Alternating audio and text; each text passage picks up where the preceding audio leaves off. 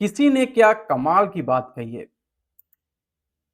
कि अंत समय तो सिर्फ फिल्मों में अच्छा होता है। असल जिंदगी में अंत में कुछ भी ठीक नहीं होता। जो करना है अभी ठीक कर लो, क्योंकि अंत में तो सिर्फ अंतिम संस्कार होगा। मैं हूं डॉक्टर राम पांडे। एक बहुत ही छोटी सी कहानी सुनाता हूं। एक प्रसिद्ध राजा की, जिसने अपने दरबार में बड़ा उत्सव रखा था। वो राजा वृद्ध हो चला था, लेकिन अभी भी सिंहासन पर बैठा हुआ था।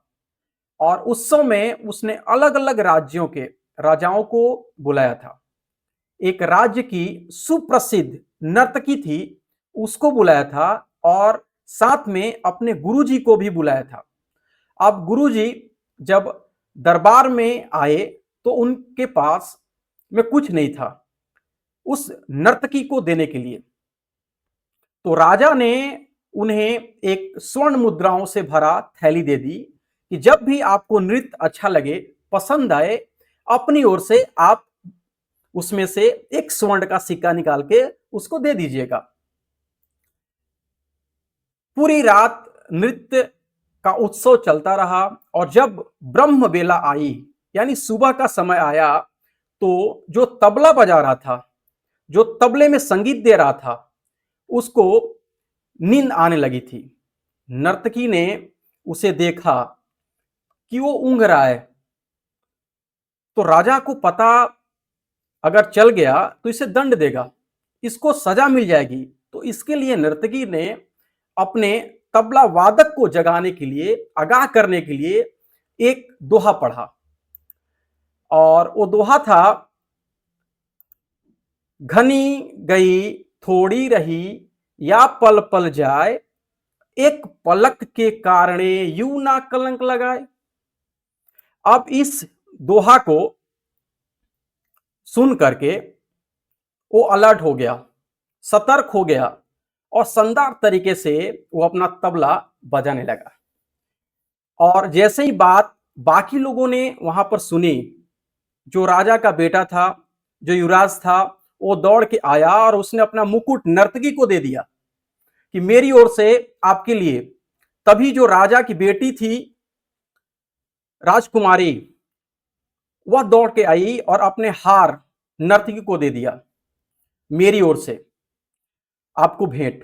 तभी गुरुजी अपने आसन से उठे और जा करके स्वर्ण मुद्राओं की थैली उसको दे दी। सब तुम्हारा। मैं चला। जहां राजा ने देखा कि सबको एक दोहा बोल करके नर्तकी ने लूट लिया है, तो राजा अपने सिंहासन से खड़ा हुआ और कहने लगा कि ये क्या बदतमीजी चल रहा है। एक दोहा बोल के तुमने सबको लूट लिया। जिसके पास में जो कुछ है वो सब देते चले जा रहे हैं। क्या चल रहा है। राजा उसको डांटने लगा। तभी राजा के गुरु ने कहा, बस राजन, इसको कुछ भी मत कहिए। इसके एक दोहे ने आज मेरी आंखें खोल दी। मैं पूरी उम्र, पूरे जीवन तपस्या करता रहा, जंगल में, वन में रहा, भगवान की भक्ति करी, और आज आपके कहने पर यहां नर्तकी का नृत्य देखने चला आया। नर्तकी को स्वर्ण मुद्राएं पुरस्कार में देने लगा। इसके दोहे ने तो मुझे समझाया कि घनी गई थोड़ी रही, थोड़ा सा तो जीवन बचा है, या पल पल जाए, एक पल के कारण यूं ना कलंक लगाए, यूं ना जन्म गंवाए। समझा दिया कि मुझ में, या मेरी सबसे बड़ी, मेरी गुस्ताखी इसने बताया, मेरी कमियां इसने बताया कि भैया थोड़ा सा समय बचा है, जा करके भक्ति करो। तभी राजा का बेटा राजकुमार कहने लगा, युवराज की महाराज, आप इतने वृद्ध हो गए हैं पिताजी, लेकिन आप कुर्सी नहीं छोड़ रहे हैं, आप सिंहासन नहीं छोड़ रहे हैं। आज मैं सिपाहियों के साथ मिलकर आपकी हत्या करने वाला था, लेकिन इस नर्तकी के दोहे ने मुझे समझाया कि घनी गई थोड़ी रही, थोड़ा सा समय बचा है, आज नहीं तो कल पिताजी तुम्हें कुर्सी सौंप ही देंगे। राजा तुम बन ही जाओगे, क्यों अपने पिता की हत्या का कलंक लेते हो। इसलिए मैंने अपना मुकुट इनको भेंट कर दिया। उन्होंने मुझे जीवन के सबसे बड़ी बात सिखाई। तभी राजा की बेटी बोल पड़ी, पिताजी, आज मैं महावत के साथ भागने वाली थी शादी करने के लिए, क्योंकि मेरा विवाह का उम्र बीता जा रहा है। मैं विवाह योग्य हो चुकी हूं, आपको मेरी जो चिंता है ही नहीं शादी की। लेकिन जहां ये मैंने सुना दोहा तो मुझे समझ आया कि थोड़ा समय बचा है, आज नहीं तो कल पिताजी मेरा रिश्ता तय करा देंगे, इसलिए मैंने भी विचार त्याग दिया और अपना हार जाकर के इनको भेंट कर दिया।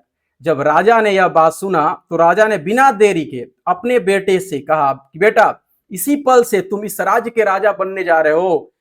बेटी से कहा कि बेटी, इतने सारे राजकुमार आए हैं, जो तुम्हें पसंद हो उसके गले में वरमाला डालकर अपना विवाह है वो सुनिश्चित कर लो। राजा ने कहा, मैं भी आज राजपाट छोड़ के जंगल में जाऊंगा, तपस्या करूंगा, भगवान की भक्ति करूंगा।